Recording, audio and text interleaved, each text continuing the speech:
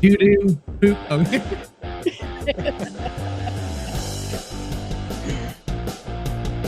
What's going on, everybody? It's Friday. It's Aloha Friday. It's August 25th. You're watching the Daily AI Show live, coming at you every single weekday here on LinkedIn Live, as well as live on YouTube. And then you can always watch replays on YouTube, LinkedIn, and actually also Spotify until we expand more. In fact, Jimmy, you've actually got us going a bit on TikTok as well. So you can start to find us there, as well as all of our individual channels. So welcome, everybody. Today, we are talking about copywriting, which I don't know that we necessarily intended this way, but it is a really great kickoff from yesterday's conversation as we were sort of talking about copywriting. But of course, that was more automation side of things, and copywriting was part of it. But I thought today would just be a great conversation on, how are you guys going about copywriting? What AI tools are you currently using? I got a few that I have up here. I have Lex, I have Content at Scale, some things I've done in Claude. But let's throw it out to the group here. What are you guys using in terms of your copywriting and how you're going about it with AI? So I can start because I'm not going to talk about a tool, but a technique. For me, the hardest part of copywriting is figuring out how to get the thoughts that are not word-based in my head into words. And so I have like a shortcut prompt for interviewing me, really, with any kind of role that I ask for, like, you're an expert in this, this is the goal. I follow that with, please ask me up to 3 questions to elicit any additional information or clarify. And that is enormously helpful because I am so much clearer in the presence of questions than the presence of, like, I have this giant idea and I can see it in Technicolor. And that is not helpful for copywriting. I love that. So you're using it as like a brainstorming technique, essentially, to get it to ask you questions to uncover areas that you'll then go down the paths of, I'm assuming. Right. And the follow-up, because so ask me questions, ask me up to 3 questions. And if I can just say, ask me questions until we're exhausted. But we have to remember that when we're giving AI instructions, it's giving us the next most probable word. So if I say, ask me questions, it's just going to ask me questions. Right. So I like to give some parameters. But the follow-ups are also really interesting, right? So like I give my answer and then it's like it's like an eliciting conversation. Yeah. Who did I cut off? No. I was just like gonna riff on that because that's kind of how I do the exact same thing with mine. It's just, I think sometimes, do any of you kind of follow different types of writers and you want to write in their styles? So, sure. In addition to act like, or you are, sometimes like write in the style of this or in a style of this. I can't remember. There's a person, it was one of the very first videos I saw on using ChatGPT, and it was right in the style. The style is, it's supposed to reduce all the redundant words that we use. All the like, make it everything super, super simple, straightforward, clear sentences, no run-on sentences. I forgot that style, but her name is like big in the copywriting industry. And I think the other thing I add is probably formulas, right? So like before, after, bridge, problem, agitate, solve, features, advantage, any of the copywriting formulas if I need to on that route. Yeah, that's super helpful too. So I'm going to ask a stupid question because I was hard pressed to be prepared for this particular podcast. So I'm going to be honest. I don't really get the difference between all this lovely GPT-4 writing that we've been doing and ideation. And I know Aaron, unfortunately, he wasn't able to join us today, but he had a really good explanation of the difference between copywriting. But I wondered if somebody could give me a lesson. Maybe those listening are feeling stupid like me. I don't feel like it's much different than just really good. Like, what's the difference between copywriting and just writing something that sounds, looks, represents the brand good? Or is that the same thing? Or, I mean, I don't know. I just don't, what's the difference? I think copywriting is a more formal term. I don't know there to be a difference between the two of them. I mean, if you say somebody is a copywriter, There's different niche areas you can go into. I spent the last 2.5 years of my life being a copywriter for LinkedIn, not for LinkedIn, the company, but specifically for clients who are building their personal brands. And more than that, probably executives who are trying to build their personal brands. So I would write for them. In that case, I was a ghostwriter, but I was still a copywriter. And anybody else can jump in on that. I don't know that there's any different that I'm aware of, but maybe there is a formalized definition there. I think you're right on it. Copy refers to the text, right? I need the text for this application, and a copywriter can, respond to that. And GPT is a copywriter that encompasses the full range of everything that's been written. And available, at least through the not everything that's written, but I guess my love letters to my wife, those aren't in there, but and those were brilliant, by the way. Oh, they were really good. It's a shame they didn't train the model. I don't have any marketing applications at this point to which I would apply GPTs or others' copywriting skills. But I definitely use it in the context of writing product requirements documents.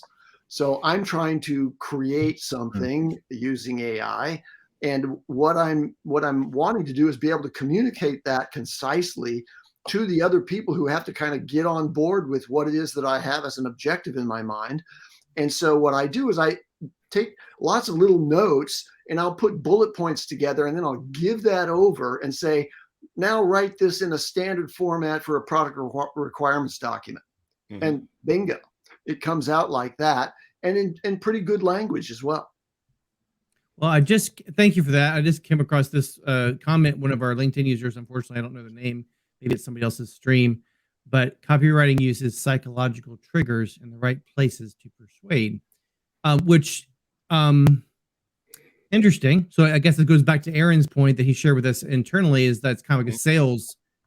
I forgot the term he used, but it's kind of, but again, I'm going back to the question, like before GPT-4, like 2 years ago, when I was at a company and we had a marketing department, we'd be like, we have this website where we have this brochure we want, I need you to write copy for it. And so it's kind of what you were just saying.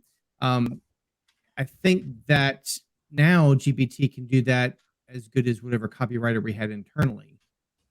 And so that's the big, elephant in the room, I guess.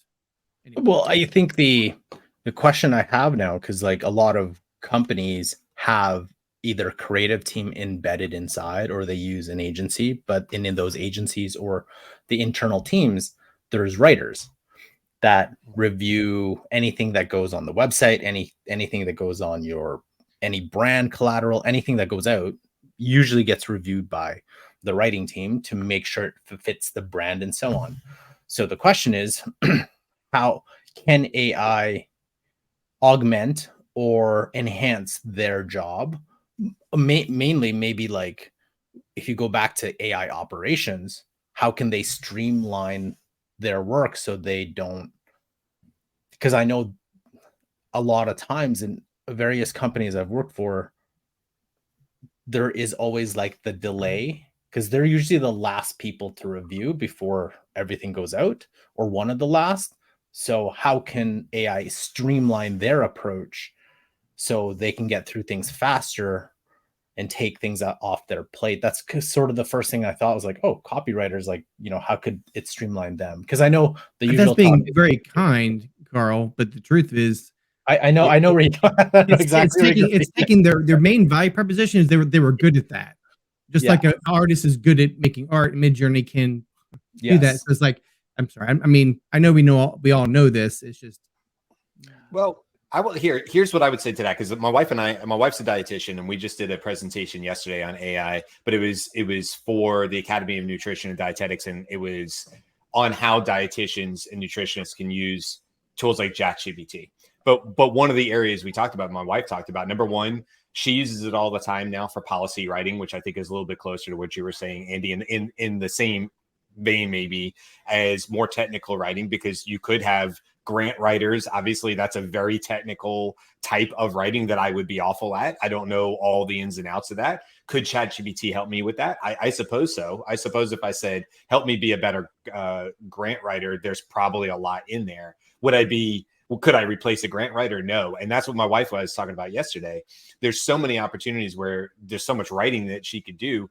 But for instance, we were writing scenarios where in this particular case, we're saying, okay, you're talking to the parents of a 4-year-old who's a picky eater who happens to live in a food desert, meaning not easily accessible to like fresh fruits and vegetables and stuff, or those kind of things.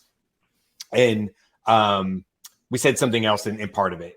And so there was an answer given back, and it actually gave us a bit of a meal plan. And so I looked at it and I said, of course, I looked at it and I said, that's pretty amazing. And I have a pretty good background in nutrition. My wife, being the expert, was able to immediately lock in and say the carbohydrates in the breakfast are too high. That's not appropriate for blah, blah, blah, blah, blah, blah, blah, immediately. So she was able to take the copywriting that came out of AI, but because of her expertise, there was a massive divide between her and I, somebody who I would say knows enough about nutrition to be dangerous, and my wife, who's an expert, 15 years of doing this in and out. And so I actually don't think these roles are going away. The copywriters are going away because I think we're always going to have to lean back on their expertise to make this copywriting exceptional. But AI will get us from 0 to 60, as we all know, very, very fast. But it is going to be on the experts to go back in and fix it, because it might lie, it might be slightly off, the carbs might be off, the calories, whatever the case is in her case. So I don't know. That's how I use it. Is I always feel like, oh, it's this tool. It's going to help me get started. Beth, you were kind of saying it, helps me brainstorm to a certain extent, but I'm always going in there and using, in my case, 2 years of expertise to fine tune. Get another pushback. This is now, but sure. 6 months from now, the human in the loop thing that everybody talks about, I don't know. I'm not sure. I think the models are going to get so much better that your wife will be like, yeah, I agree with everything you just said. And so this is all kind of a conversation we're having now just to kind of make the copywriters feel better, or the artists feel better, or the content creator feel better. But the truth of the matter is it's going to get better and it's going to, the human in the loop piece is going to be less and less an issue. Prove me wrong. Jimmy, do you have thoughts? Well, I was going to say, I don't think there should be any point in this entire process that we want to take the human out of the loop. I mean, as an extreme example, there is a reason why there is a pilot behind a UAV, right? It's to make those crucial decisions. Right. Yeah. I know that's an extreme example. But there's drone armies now. No, I understand, but this is why we don't remove that human element. We always want to make sure that there is some sort of, consciousness, there's some sort of morality base, whatever it is, behind those kinds of decisions. And it's the same for any company, I think, is you're going to want to keep humans involved, so that okay, the person has that experience, I can trust that. I mean, I don't want to go into, Terminator kind of, talk here, but I think as long as we, and this, you're right, Robert, this goes into a larger discussion of like, is this actually going to be the end? To follow that point, minimally, a human has to be involved in the loop, at least at the inception of the creation of the prompts that will drive the form of whatever content and or copy is going to be generated. So, for example, one of the elements of the sort of mnemonic things is always style. In the style of is one of the parts of the prompt that you can present. And it reminds me that in the old school days, there was a book, a Bible that was written about writing called Elements of Style. It was Drunken White, Elements of Style. You might have heard about that if you have numbers behind your name. Anyway, the point of that was to say, hey, there's really kind of a form or structure to how you should present information in written word. And And you have an opportunity with GPT to follow all kinds of forms, including you can provide examples of the form, which could be the layout, the logical layout, as Carl pointed out. There's kind of a sequence of ideas that ought to be presented in the writing that's generated. And then also, I remind everyone that when you output it, ask for output in Markdown. When you put your prompt together, ask for it in Markdown, which is a way of presenting it in written form. So now I want to just bring attention to a point that's been made in the comments. I think the difference between copywriting and content writing needs to be defined. Go. Well, I can even maybe put a point on that and show some examples of content writing, because I agree. Again, content writing and what the vast majority of probably businesses are thinking about, or marketing departments are thinking about, or even a CXO who's like, oh, I do want to increase my personal brand on LinkedIn like I used to do or still do. I think that's content writing, but it's still, I guess the way I would think of it is content writing is under the umbrella of copywriting, as would be grant writing and other technical writing and stuff like that. I'm not sure how anybody else thinks of that, but I can certainly show like 4 quick examples of the content side of it, and how 4 different ways that I use tools that aren't even necessarily ChatGPT in order to create new content. So let me just share my screen.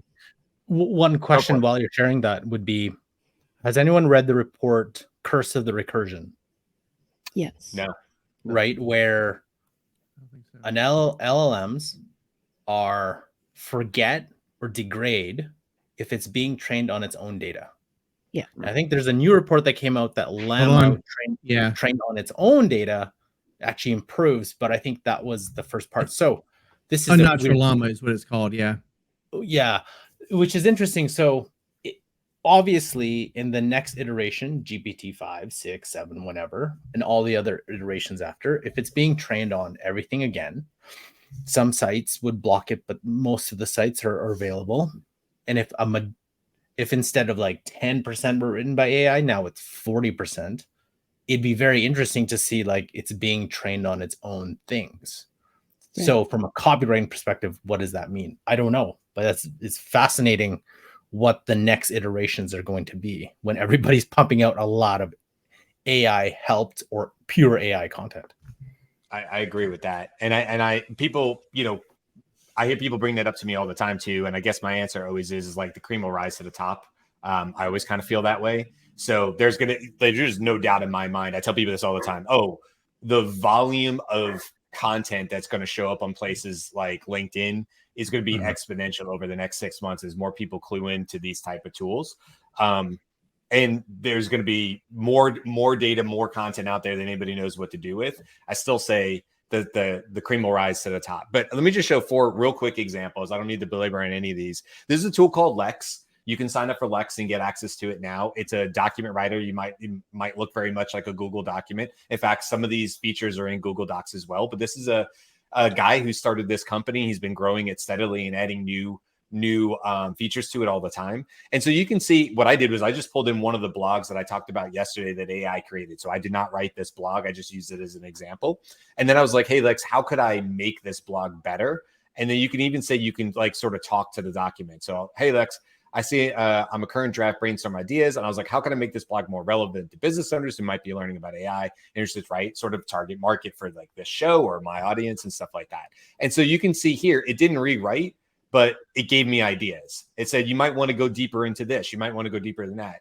This to me is like a true helper tool for copywriting. If you're not looking for GPT something or Claude or whatever to do the work for you, but you want it to maybe like more like Beth, you're saying, to give you ideas that you can then go branch off and do on your own. I think this is a really cool tool. I'm interested to see where this goes. Maybe all these features are going to be absorbed into Google Docs immediately. I don't know. But anyway, it's called Lex. You can check them out. Content at Scale is a company that's been growing. I've known about them for about 8 months or so now.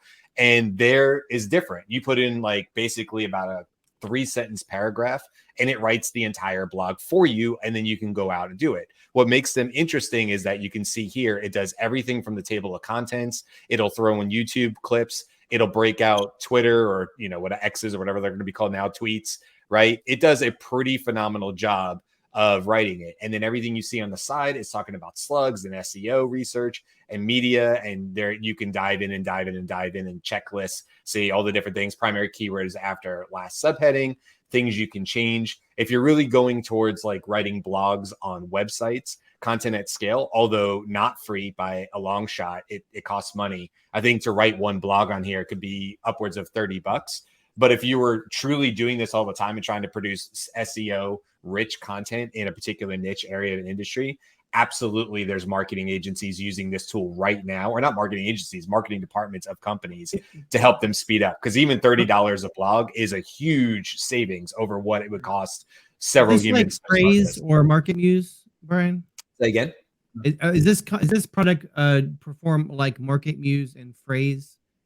I'm not familiar with them. Yeah, they basically take content and measure it against keywords and competitive keywords, and basically optimize the content so that you can do SEO better. So I guess this kind of sounds like it does some of that. Yeah, this is sort of supposed to be like a done for you one. Obviously, you're supposed to go in and edit, which you have to because it gets very repetitive on some of these keywords. So I've used this in examples for like training videos down the road. I would say it has its place. It's a great tool. Again, if you're a part of a marketing department, content at scale could be a really great tool to use in-house.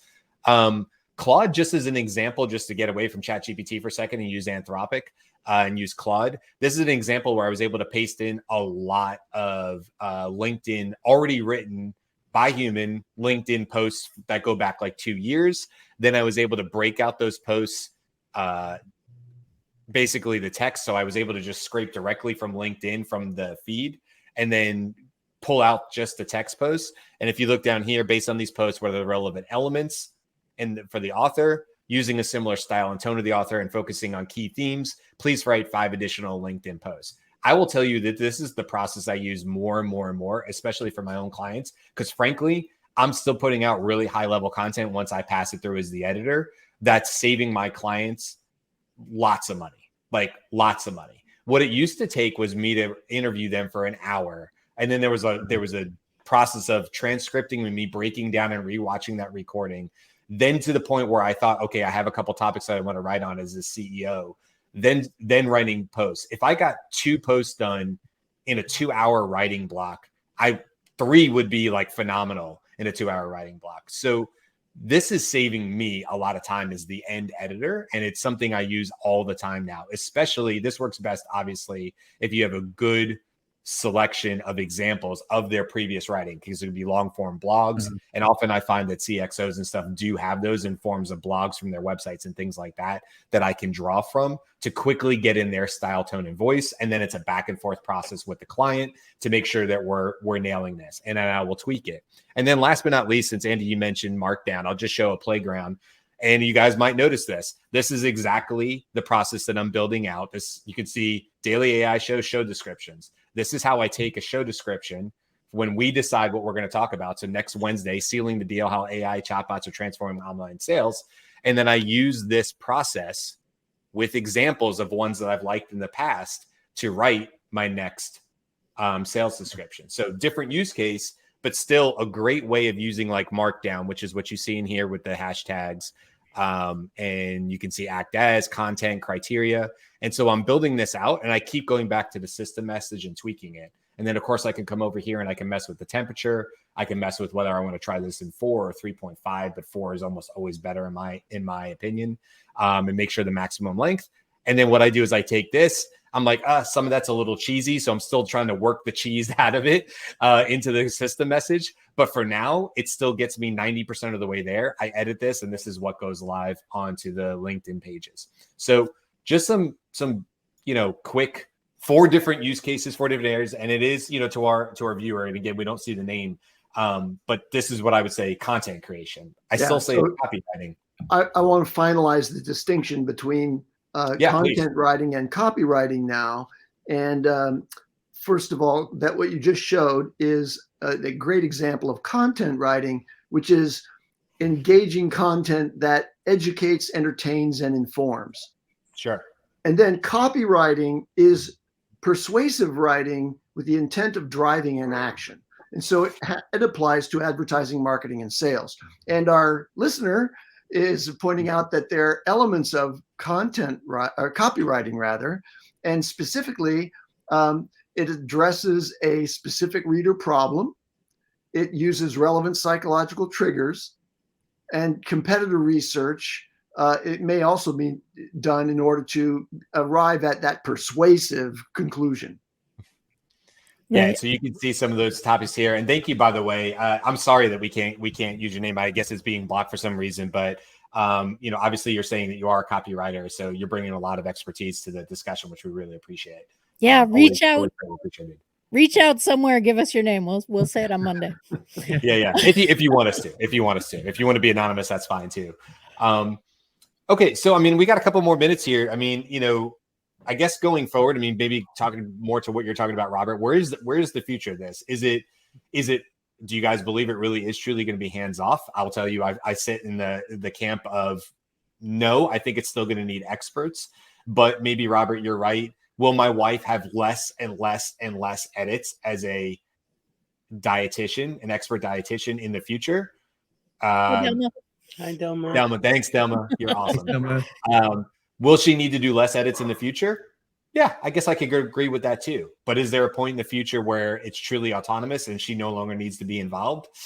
I don't know. That goes to what Jimmy's saying about autonomous drones. We obviously have a vested interest to do that. Like I definitely see that a human should be in the loop before they push the button for the drones to explode somebody's heart, right?